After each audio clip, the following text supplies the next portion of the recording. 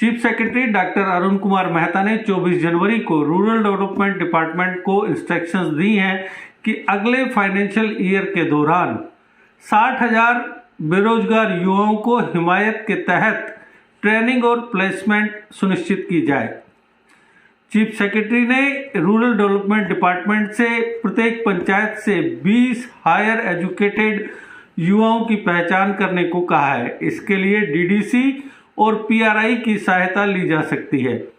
उन्होंने कहा कि सरकार द्वारा शुरू की गई हिमायत और अन्य स्वरोजगार पहल के तहत 60,000 युवाओं को ट्रेनिंग और नौकरी देने से जम्मू कश्मीर में बेरोजगारी को 5% से कम करने के सरकार के मकसद को आगे बढ़ाया जाएगा। जहां चीफ सेक्रेटरी बेरोजगारी कम करने के लिए हिमायत का इस्तेमाल करने की बात कर रहे हैं, वहीं दूसरी ओर Controller and Auditor General of India यानी कैग ने जम्मू कश्मीर में आजीविका मिशन हिमायत को लागू करने में नाकाम रहने की बात कही है। कैग ने कहा कि 2016 से 2019 के बीच 53,547 के टारगेट के मुकाबले इस स्कीम के तहत सिर्फ 4,494 कैंडिडेट्स को स्किल ट्रेनिंग दी गई थी। दर्शकों, जेके अपडेट प्राइम टाइम में मैं प्रशांत भारद्वाज आपका स्वागत करता हूं। आज के प्राइम टाइम में चर्चा हिमायत के इस्तेमाल पर, ये जायज़ है या नाजायज़ ये तो हम नहीं जानते, लेकिन चर्चा का विषय आज हिमायत। पहले बात चीफ सेक्रेटरी की मीटिंग की।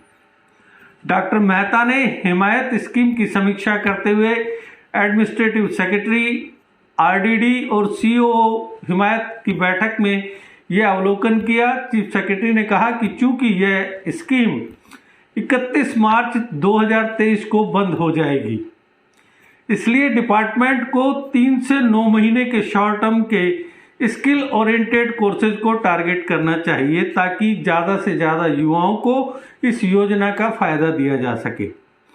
इससे पहले commissioner secretary rural development department Mandeep Kaur ने अपनी प्रेजेंटेशन में बताया कि योजना की शुरुआत से अब तक लगभग 19,000 युवाओं को ट्रेंड किया गया है, जबकि लगभग 4,000 युवाओं को नौकरी दी गई है।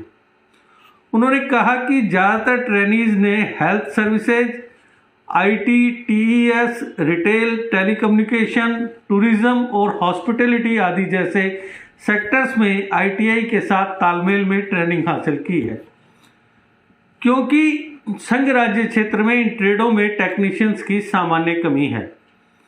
आगे बताया गया कि अगले फाइनेंशियल ईयर के दौरान 60,000 युवाओं को ट्रेनिंग देने और प्लेसिंग की योजना को फरवरी 2023 के अंत तक मौजूदा पीआईए के परामर्श से अंतिम रूप दिया जाएगा। उन्होंने कहा कि department skilled, semi skilled workforce की उनकी ज़रूरत का पता लगाने के लिए बीआरओ के साथ संलग्न होगा और उनकी ज़रूरतों के आधार पर युवाओं को बीआरओ में नौकरियों के लिए प्रशिक्षित, सुसज्जित करने के लिए प्रशिक्षण पाठ्यक्रम को अनुकूलित बनाया जाएगा। वहीं दूसरी ओर फेडरल ऑडिटर ने अपनी ताज़ा रिपोर्ट में कहा है कि 2016 और 2019 के बीच मंजूर 237.74 करोड़ रुपए में से 134.84 करोड़ रुपए खर्च किए गए हैं। 2016 से 2019 की अवधि के दौरान 53,547 युवाओं को ट्रेंड करने का टारगेट था, लेकिन सिर्फ 8% यानी 4,494 को ही ट्रेनिंग दी गई। इसके अलावा कुल 4,494 ट्रेंड युवाओं में से केवल 732 युवाओं को इस दौरान नौकरियां दी गई। केंद्रीय ग्रामीण विकास मंत्रालय यानी यूनियन रूरल डेवलपमेंट मिनिस्ट्री ने हिमायत मिशन शुरू करने का जब फैसला किया था, जो बाद में जम्मू कश्मीर के तत्कालीन राज्य के लिए दीनदयाल उपाध्याय ग्रामीण कौशल योजना के तहत एक अलग कार्य क्षेत्र के रूप में कार्य करने लगा। यह प्रशिक्षण आवासीय और गैर आवासीय दोनों अंग्रेजी में संचार कौशल के साथ साथ तकनीकी कौशल के लिए दिया जाता था। रिपोर्ट में कहा गया है कि 2016-17 और 2017-18 के दौरान सिर्फ 123 युवाओं को ट्रेंड किया गया था, लेकिन इन वर्षों के दौरान कोई प्लेसमेंट नहीं किया गया था। रिपोर्ट के मुताबिक 2016-17 में अप्रूव्ड 46.72 करोड़ रुपए पर 9,200 युवाओं को ट्रेंड बनाने और रोजगार देने का टारगेट रखा गया था, लेकिन इस दौरान कोई भी ट्रेंड नहीं किया गया। अलबत्ता 30.40 करोड़ रुपए का 60% अपेक्षित परिणाम हासिल किए बिना खर्च कर दिया गया। 2017-18 में अप्रूव्ड 60.10 करोड़ रुपयों में से 18,352 युवाओं को ट्रेंड करने के टारगेट के मुकाबले सिर्फ 123 युवा ट्रेंड किए गए थे और 28.2 करोड़ रुपए खर्च करने के बाद भी किसी को भी रोजगार नहीं दिया गया। 2018-2019 में 25,995 युवाओं में से 4,371 युवाओं को ट्रेंड किया गया और 732 को रोजगार दिया गया।